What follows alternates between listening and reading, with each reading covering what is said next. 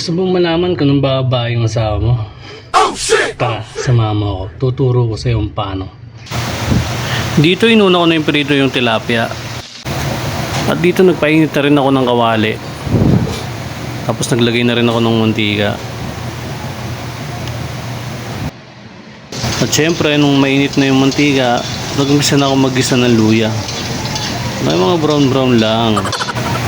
Tapos sinunod ko na yung bawang. Yan. Dapat yung pagkakaluto niya medyo brown lang din. Hindi yung sunog hindi. Tapos nilagay ko na rin dyan yung sibuyas. Ganyan lang din yung hiwa. Huwag masyadong maliliit. Para ka naman nagiling yun Tapos yan, mekos mo lang. Mekos. Hanggang maluto na. Tapos ilalagay natin yan yung gata. Yan. Siyempre, pag walang gata, walang ginataang tilapia, di ba? Kupal.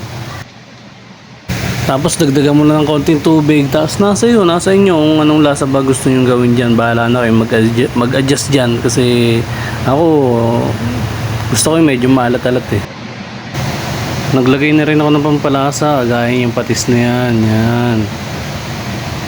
Tapos naglagay ako ng pamintang pino ata yan. Oo, pino nga yan. Hindi ko alam kung nagluto yun Tapos naglagay na ako ng siling mahaba.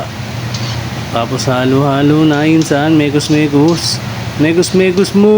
Uy, pukin ng halo-haloy mo lang para hindi masyadong mamuo yung gata. Kasi pag namuo yan, alam nyo na, magiging sago-sago. Tapos pakuluin lang natin ng konti yung gata para masarap. Tapos ilagay mo na yung pechay. Yan. Inilagay ko na pala yung pechay dyan. Kasi papatong ko lang naman dyan yung yung tilapia Lubog-lubog mo ng konti syempre para maluto. Hindi maluluto yan kasi pag ganyan lang